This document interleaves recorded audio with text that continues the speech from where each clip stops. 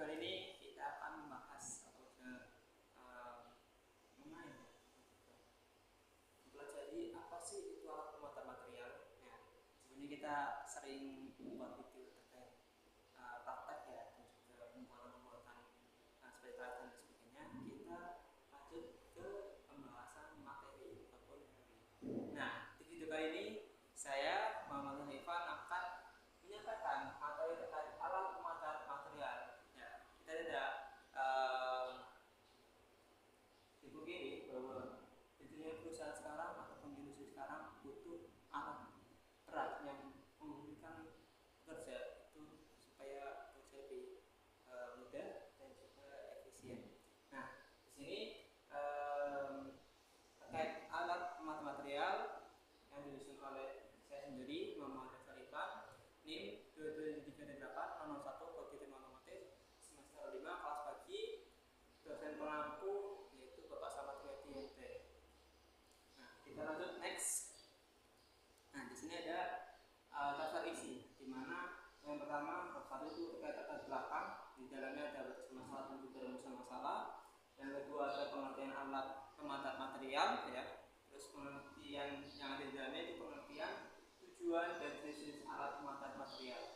Yang ketiga pertimbangan faktor-faktor yang perlu kita persiapkan ya, atau yang perlu kita perhatikan pada saat penggunaan alat berat. Contohnya juga saya. Nah, terus yang keempat psikolan terkait cukup tahu dan psikolan. Next. Oke, kita ke latar belakang, di mana pelaksanaan suatu proyek dipengaruhi oleh ketersediaan sumber daya yang akan diperlukan, termasuk pula dalam proyek pembangunan ya, seperti alat atau juru-bahan dan termasuk juga mesin-mesin. Ketersediaan tersebut dapat mempengaruhi efektivitas dan efisiensi pelaksanaan suatu proyek, baik dalam hal biaya maupun waktu pelaksanaan proyek. Salah satu sumber daya yang berperan penting adalah alat berat. Nah, ini sangat berpengaruh dan juga sangat dibutuhkan, terutama proyek-proyek yang besar dan membutuhkan waktu yang singkat serta material yang berat.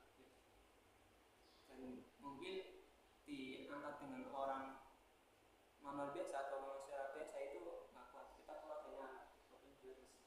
Nah, untuk digunakan secara efisien perlu untuk mengetahui kondisi alat, jenis-jenis alat, serta biaya operasional alat. Nah, produktivitas alat tergantung pada jenis atau tipe alat, metode kerja, kondisi medan kerja, serta waktu yang diperlukan untuk menyelesaikan suatu pekerjaan. Untuk meninjau produktivitas aspek di atas berkaitan satu dengan yang lainnya, sehingga untuk dapat menganalisis produktivitas alat berat harus sesuai dengan operasional dan prosedur alat. Produktivitas adalah perbandingan antara hasil yang dicapai, output ya, ujung hasilnya yang dikerjakan, terus juga dengan sumber daya yang digunakan atau inputnya. Sumber daya yang digunakan itu seperti apa, kayak material ataupun juga alat yang digunakan. Itu yang perlu kita perhatikan pada saat proyek bekerja. Nah, lanjut ke batasan masalah dan rumusan masalah. Batasan masalah yang pertama yaitu ini materi ini hanya membahas tentang materi pengolahan hal yang sesuai yang saya ketahui atau juga perataan atau pemetaan materialnya. Yang kedua, materi ini tidak membahas secara detail mengenai komponen yang ada pada komponen alat berat ya, ataupun alat pemata material yang dipakai dalam pengolahan. Terus ada rumusan masalah, yaitu bagaimana untuk penerapan alat berat pada pekerja dan alat berat apa yang sering digunakan pada proyek skala besar. Nah, itu akan dijawab pada kesimpulan. Next, kita ke pengertian alat pemata tanah. Nah, pemadatan tanah merupakan upaya untuk mengatur kembali susunan butiran tanah agar menjadi lebih rapat sehingga tanah akan lebih padat ya, untuk mencapai kerapatan butiran ya, tanah tersebut. Dipergunakan alat berat untuk pemadatan. Itu fungsi alat berat yang kita fokuskan pada materinya. Di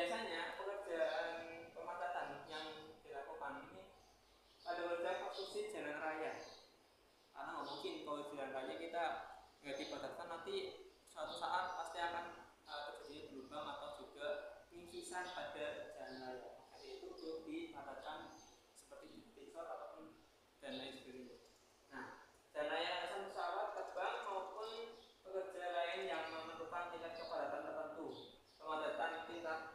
Pemadatan secara mekanis ini biasanya dilakukan dengan menggunakan mesin gilas atau rollers. Ya, kita tidak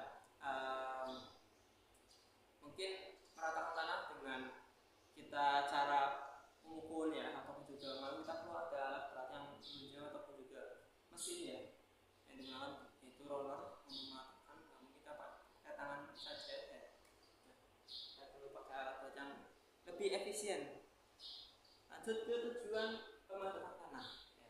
Setiap proyek memiliki tujuan pemadatan tanah yang berbeda, namun pada umumnya tujuan pemadatan tanah adalah yang pertama mengurangi perubahan bentuk pada permukaan tanah. Supaya apa? Permukaan tanah itu rapi, datar, tanpa adanya lubang untuk angin ya, lubang yang angin untuk masuk, ataupun juga yang namanya keretakan tanah ataupun jalan pada tanah dilakukan perataan.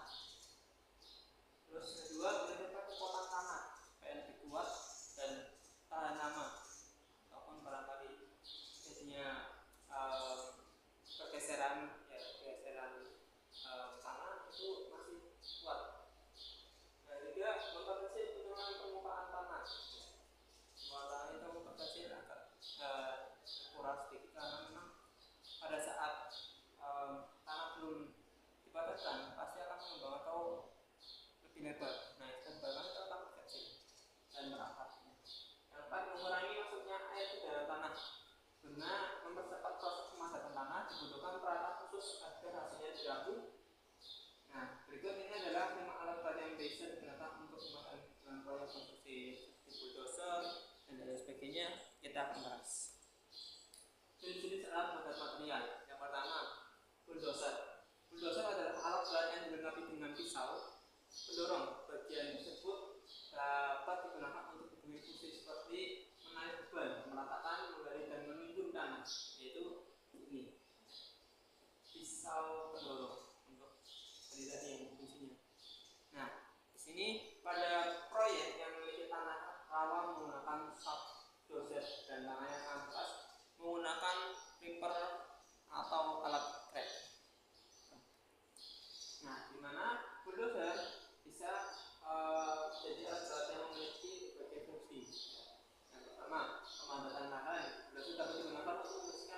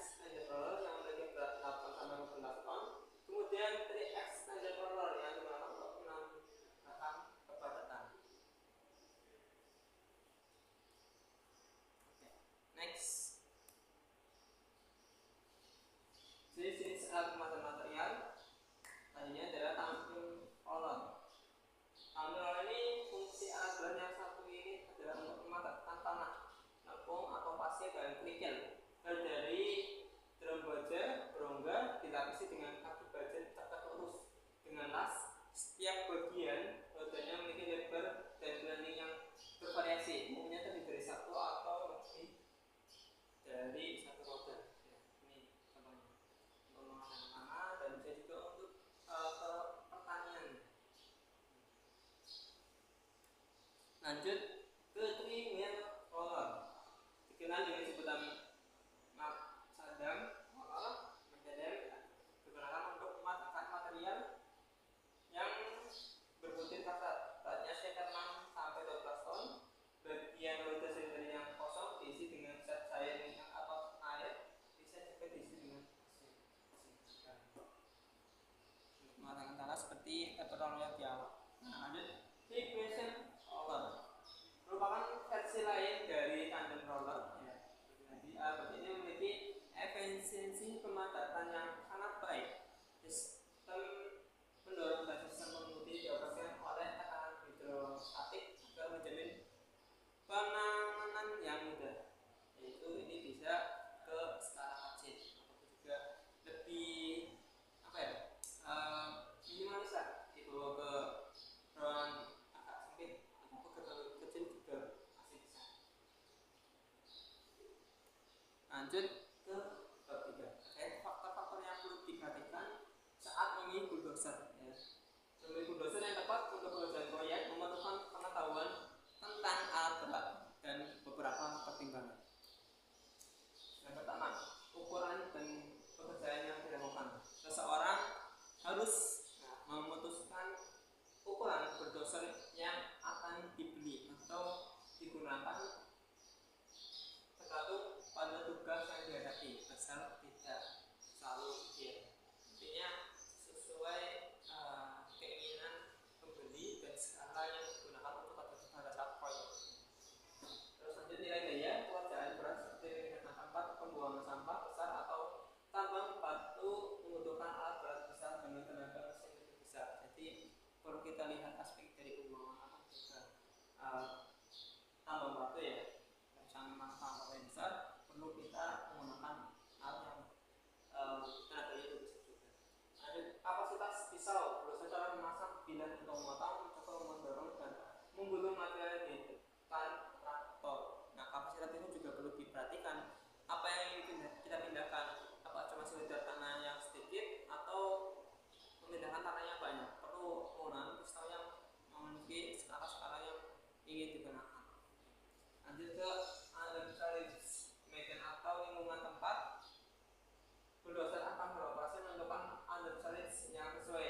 Ada dua jenis analysis, yaitu standar dan bebas berat. Dimana tadi saya sampaikan bahwa baik skala kecil atau skala berat ya, skala besar itu kita perhatikan dalam medannya atau lingkungan yang kita dapat di proyek. Next, keamanan peralatan. Dimana keamanan peralatan merupakan faktor yang penting untuk dipertimbangkan, terutama untuk proyeksi konstruksi. Bukan hanya peralatan pada mesin, tapi juga peralatan pada diri kita sendiri sebagai operator ataupun pekerja. Ada jenis stripper, ya. Jenis stripper yang dipilih dalam bulldozer bergantung pada jenis pekerjaannya. Misalkan pekerjaan itu melibatkan bahan yang diperlukan dibongkar dan dipindahkan. Nah, itu perlu diperhatikan stripper yang digunakan itu spesifikasinya seperti apa dan cocoknya itu seperti apa pada saat penggunaan proyek nanti. Lanjut ke anggaran. Kalau seorang berinvestasi dalam bulldozer baru atau bekas, pastikan itu sepadan dengan uangnya. Tentu saja mesin bekas akan lebih murah, ya. Tapi pastikan dalam kondisi baik dan dari vendor yang terpercaya, bukan abal-abal ya. Pokoknya nanti kita beli yang second atau bekas, ternyata barang ilegal ataupun juga tanpa adanya surat-surat dari pemerintahan yang ada surat izin dan sebagainya. Lanjut ke berat operasi. Seorang juga harus mempertimbangkan berat bulldozer. Misalnya jika diproyekkan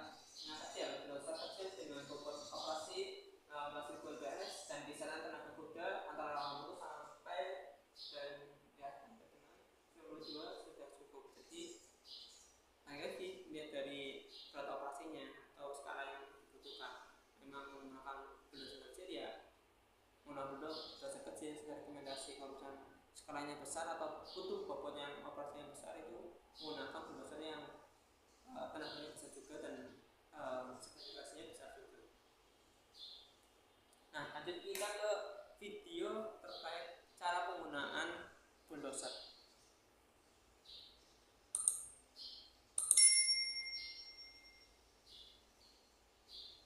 Selamat pagi.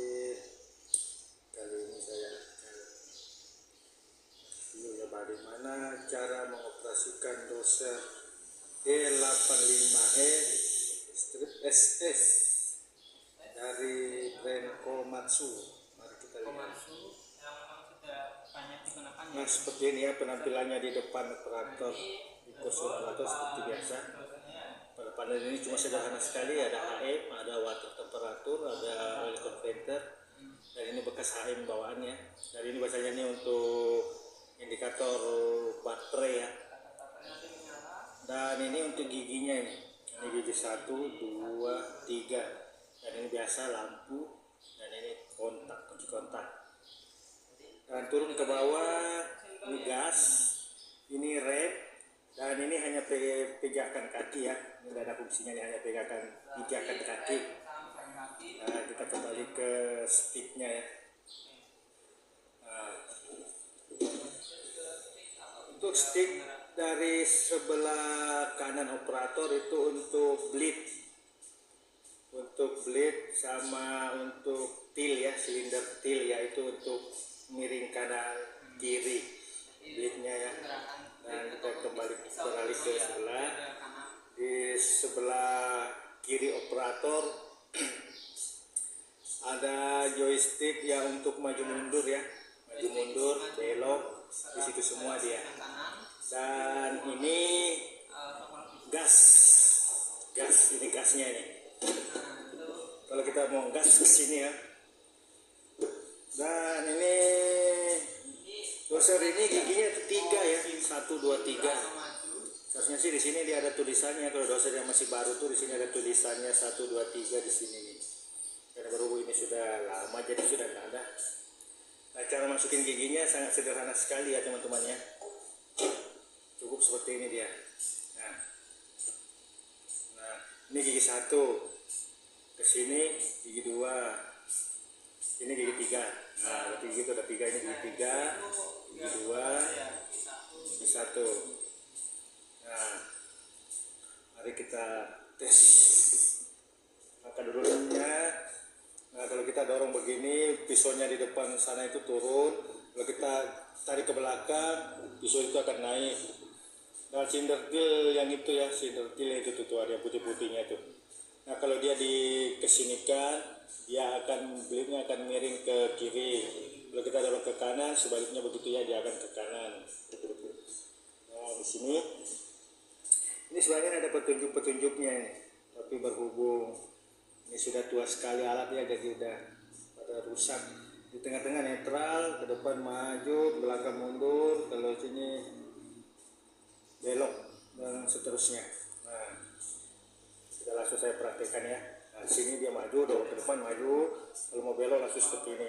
Nah, itu belok ke kanan, itu belok ke kiri, dorong ke depan dan dorong ke kiri. Nah, sebaliknya ya seperti itu. Kalau mau mundur, tarik ke belakang. Kalau mau belok ke kanan, langsung tarik ke kanan. Dan begitu sebaliknya, kalau ke kiri ya ke kiri seperti ini. Nah, mari kita coba ya. Pertama ini gas ini kita tarik ke belakang. Nah, terus diinjak. Kalau doser ini gasnya itu harus diinjak ya. Dia kalau nggak diinjak begini dia gas tinggi. Jadi kalau diinjak seperti ini RPM-nya akan turun ya, mesinnya akan pelan. Kalau dia kayak begini dia akan ngegas tinggi. Nah, jadi diusahakan pada saat mengoperasikan doser start pertama itu ya usahakan diinjak setengah ya supaya dia nggak meraung. Nah, kita coba. Nah, perlu diketahui ya kalau baru pertama kali mau menyalakan mesin apapun ya mungkin di P2H dulu ya. Tapi berhubung kita di sini hanya mau bicara mengoperasikannya, jadi langsung saja. Jadi on. Saya kalau on ini hidup ya, kalau yang normal ya. Tapi ini sudah rusak. Langsung.